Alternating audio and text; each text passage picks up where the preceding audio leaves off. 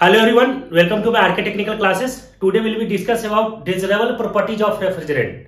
आज मैं डिस्कस करूंगा प्रॉपर्टीज ऑफ रेफ्रिजरेंट के बारे में, या इसी को हम लोग बोलते हैं प्रॉपर्टीज ऑफ आइडियल रेफ्रिजरेंट। और ये बहुत ही इंपॉर्टेंट है, ये डायरेक्टली यूनिवर्सिटी एग्जाम में ये आता है और कंपटीशन एग्जाम में भी यहां से क्वेश्चन आता ही आता है। ठीक है, तो आप इस वीडियो में लास्ट तक बने रहें। और स्टूडेंट्स अभी तक हमारे चैनल को आपने सब्सक्राइब नहीं किया है तो आप सब्सक्राइब कर ले और बेल आइकन बटन को उसको प्रेस कर ले। आइए हम लोग स्टार्ट करते हैं।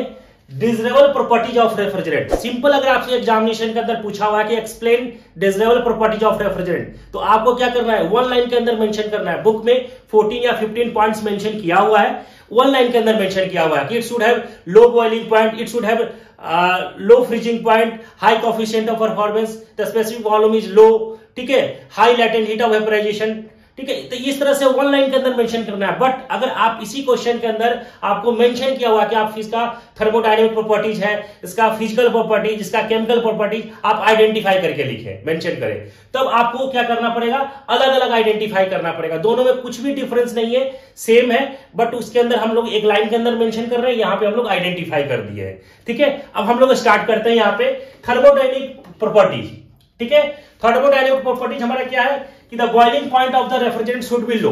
अब हमारा क्या है, रेफ्रिजरेंट का जो बॉइलिंग पॉइंट होना चाहिए, क्योंकि हमारा रेफ्रिजरेंट का टेम्परेचर क्या होना चाहिए, बहुत कम होना चाहिए, निगेटिव में होना चाहिए, माइनस में होना चाहिए। तो हमारा क्या होना चाहिए, जब माइनस में होगा तो हमारा क्या होगा, बॉइलिंग पॉइंट इसका क्या होता है, माइनस में होता है। जैसे -25, 30, 35। जैसे अगर मान लीजिए कि अमोनिया है तो अमोनिया का बॉइलिंग पॉइंट कितना होता है, -33.34 डिग्री सेल्सियस, है ना। तो हमारा क्या होना चाहिए, बहुत ही कम होना चाहिए, बॉइलिंग पॉइंट कितना होना चाहिए, बहुत कम होना चाहिए। It should have low boiling point. ठीक है, अब हम बात करते हैं कि the freezing point of the refrigerant should be लो।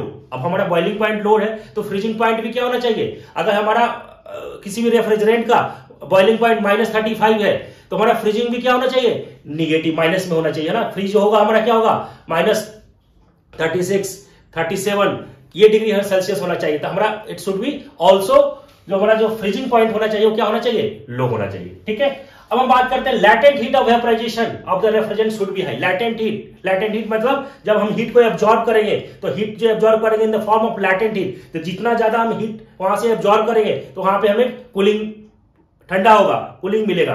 तो जितना ज्यादा हीट वहां से एब्जॉर्ब करेगा in the form of latent heat, तो हमारा क्या होना चाहिए, लैटेंट हीट हाई होना चाहिए। The latent heat of the vaporization of the refrigerant should be क्या होना चाहिए, हाई होना चाहिए।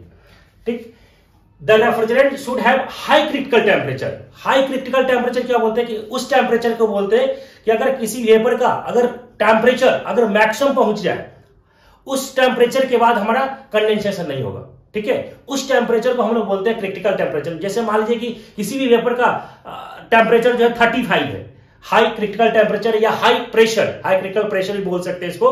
तो उस जैसे किसी भी वेपर का 35 डिग्री है टेम्परेचर, तो 35 डिग्री के बाद अगर या तो ज्यादा भी है तो वहां से नीचे कंडेंसेशन नहीं होगा, या अगर उसको कंडेंसर के अंदर भी अगर आप डाल देते तो हमारा कंडेंसेशन नहीं होगा। तो है ना, तो critical temperature is that temperature जो वहां पे हमारा वेपर का जो टेम्परेचर पहुंचने के बाद वहां से कंडेंसेशन नहीं होगा, that is called high critical temperature. तो हमारा क्रिटिकल टेम्परेचर क्या होना चाहिए, हाई होना चाहिए। ठीक है, अब हम बात करते हैं इवेपोरेटर प्रेशर और कंडेंसर प्रेशर। अब हम इसको ये बोल सकते हैं कि इवेपोरेटर प्रेशर या कंडेंसर प्रेशर ना हमें ज्यादा या ना हमें कम, इसको हम लोग बोल सकते हैं कि इट शुड बी पॉजिटिव, है ना, हमारा प्रेशर होना चाहिए। जैसे मान लीजिए कि हमारा इवेपोरेटर प्रेशर अगर बहुत ज्यादा हो गया तो हमारा क्या होगा, एटमॉस्फेरिक प्रेशर, तो हमारा क्या होगा, यहाँ पे जो रेफ्रिजरेंट है वो एटमॉस्फेयर में लीकेज हो जाएगा। ठीक है, या इवेपोरेटर का प्रेशर अगर बहुत कम हो गया तो जो हमारा जो एटमॉस्फेयर है, एटमॉस्फेयर से मॉइस्चर जो है वो रेफ्रिजरेंट के अंदर आ जाएगा। तो इसको हम लोग इसलिए बोलते हैं कि it should have positive pressure, है ना। कंडेंसर प्रेशर, कंडेंसर भी हमारा कंडेंसर का जो प्रेशर होगा तो इसको हम लोग बोल सकते हैं कि it should have positive pressure. तो हमारा जनरली इसको हम लोग जो स्टडी करते हैं इवेपोरेटर प्रेशर, कि हमारा इवेपोरेटर प्रेशर है ना should be nearly about the atmospheric pressure, है ना। तो इसलिए इसको हम लोग बोलते हैं कि इवेपोरेटर जो प्रेशर होना चाहिए क्या होना चाहिए, जो एटमॉस्फेरिक प्रेशर से एबव या अपन स्लाइटली, है ना, अप्रॉक्स होना चाहिए। ठीक है, बहुत ज्यादा नहीं होना चाहिए। तो इसको evaporator pressure and condenser pressure. The specific volume of vapour refrigerant should be low.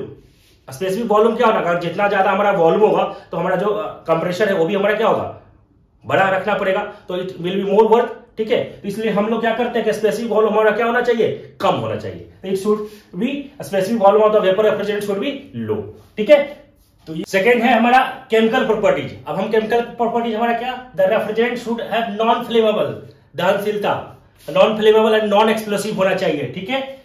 The refrigerant should be non toxic, जहरीला नहीं होना चाहिए। अगर जहरीला हुआ तो वहां पे जो आसपास का जो लोग होंगे वहां पे क्या हो जाएंगे, मर जाएंगे, है ना।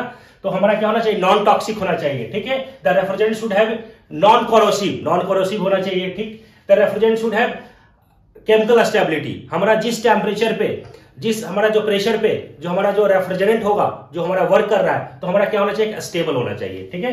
तो केमिकल स्टेबिलिटी होना चाहिए। Leakage detection should be easy, अगर हमारा लीकेज हो रहा है तो हमारा इजिली वो डिटेक्टेबल होना चाहिए, ठीक है।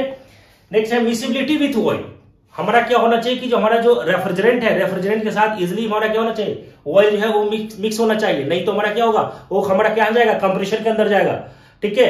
और कंप्रेशर के अंदर अगर हमारा रेफ्रिजरेंट के साथ अगर मिक्स नहीं हुआ तो हमारा फिर कहां जाएगा, कंप्रेशर के बाद हमारा जाएगा कंडेंसर में, और कंडेंसर में जाएगा तो हमारा क्या होगा, कंडेंसर में जाएगा तो हमारा जो अगर ऑयल इसके अंदर हमारा मिक्सअप नहीं हुआ है तो क्या होगा, उसके ऊपर जो सरफेस जो है उसके ऊपर कोटिंग बना लेगा, और हमारा जो ये रेफ्रिजरेंट जो होगा वो क्या हो जाएगा, छुप जाएगा। तो जब कोटिंग बना लेगा तो हमारा हीट ट्रांसफर रेट जो क्या हो जाएगा, कम हो जाएगा, जिससे कि हमारा एफिशिएंसी भी कम हो जाएगा। तो इसलिए हमारा क्या होना चाहिए, मिक्सिबिलिटी विद ऑयल के साथ हमारा मिक्सअप हो जाना चाहिए, ठीक है। नेक्स्ट है हमारा सॉल्युबिलिटी ऑफ वाटर। सॉल्युबिलिटी हमारा क्या होगा ना, जो हमारा जो रेफ्रिजरेंट है उसके साथ जो सॉल्युबल होगा, है ना, वाटर के साथ, वो क्या होना चाहिए, लो होना चाहिए। अगर हमारा ज्यादा अमाउंट में अगर वाटर इसके अंदर सॉल्युबल हो गया तो क्या होगा, कहीं पे हमारा क्या हो जाएगा, ज्यादा ठंडा हो जाएगा, ठीक है। तो कहीं पाइप को चपक कर देगा, तो कहीं हमारा ज्यादा होगा, कहीं कम होगा, टेम्परेचर कूल हो जाएगा। तो इसलिए हमारा क्या होना चाहिए, इसके अंदर सॉल्युबिलिटी ऑफ वाटर जो होना चाहिए वो लो होना चाहिए, ठीक है। थर्ड है हमारा फिजिकल प्रॉपर्टीज, ठीक है। तो the specific heat of refrigerant should be low, specific जो हीट होना चाहिए रेफ्रिजरेंट का क्या होना चाहिए, लो होना चाहिए। द रेफ्रिजरेंट शुड बी, है ना, really available at low cost, हमारा कॉस्ट होना चाहिए, क्या होना चाहिए, कम होना चाहिए, ठीक है। थर्मल कंडक्टिविटी, थर्मल कंडक्टिविटी क्या होना चाहिए, हाई होना चाहिए। क्यों कि हमारा क्या कर रहे हैं, हीट हमारा एब्जॉर्ब कर रहे हैं, है ना, और हीट को हम ले भी रहे हैं और हीट तो हमें दे भी रहे हैं। तो हमारा जो थर्मल कंडक्टिविटी, हीट का जो ट्रांसफॉर्मेशन हो रहा है, यहाँ पे थर्मल कंडक्टिविटी क्या होना चाहिए, ज्यादा होना चाहिए। विस्कोसिटी, विस्कोसिटी क्या होना चाहिए, रेफ्रिजरेंट का लो होना चाहिए। अगर क्योंकि हमारा विस्कोसिटी अगर ज्यादा होगा तो प्रेशर लॉसेस होंगे, इसलिए हमारा विस्कोसिटी जो होना चाहिए, कम होना चाहिए, ठीक है। अब हम बात करते हैं कोएफिशिएंट ऑफ परफॉर्मेंस। तो सीओपी हमारा क्या होना चाहिए, हाई होना चाहिए, ठीक है।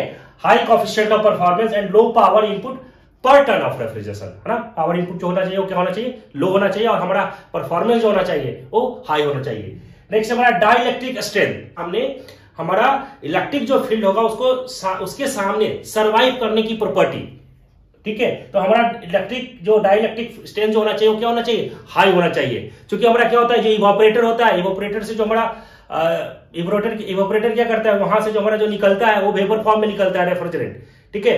और जब हमारा वेपर फॉर्म में निकलने के बाद वो कहां जाता है, कंप्रेशर के अंदर जाता है, और कंप्रेशर में हमारा क्या होता है, मोटर वाइंडिंग होता है, ठीक है। और मोटर वाइंडिंग होता है, अगर हमारे ये अगर डाइलेक्ट्रिक स्ट्रेंथ अगर हाई नहीं होगा तो क्या करेगा, शॉर्ट सर्किट बनाएगा, ठीक है। इसीलिए हमारा स्ट्रेंथ क्या होना चाहिए, वो ज्यादा होना चाहिए, ठीक है। तो डाइलेक्ट्रिक स्ट्रेंथ हमारा क्या होना चाहिए, हाई होना चाहिए, ठीक है। तो ये पॉइंट्स है हमारा फिजिकल प्रॉपर्टीज के। तो इसके अंदर हम लोगों ने स्टडी क्या किया, फिजिकल प्रॉपर्टीज, केमिकल प्रॉपर्टीज और थर्मोडायनेमिक प्रॉपर्टीज, तीन प्रॉपर्टी। अगर इसी के अंदर अगर आप एग्जामिनेशन के अंदर सिंपल पूछता है कि डिजायरेबल प्रॉपर्टीज और रेफ्रिजरेंट, तो आप इसी चीज को वन लाइन के अंदर मेंशन करेंगे, आपको आइडेंटिफाई करने का जरूरत नहीं है। बट आपको एग्जामिनेशन के अंदर पूछता है कि आप फिजिकल, केमिकल और थर्मोडायनेमिक प्रॉपर्टीज को मेंशन करें, तो आपको इस तरीके से आपको फॉर्म के अंदर लिखना है। Thank you. अगर आपको वीडियो अच्छा लगा तो हमारे चैनल को सब्सक्राइब करें, साथ ही साथ बेल आइकन के बटन को प्रेस करें ताकि आने वाली वीडियो की नोटिफिकेशन आपको मिलती रहे। Thank you.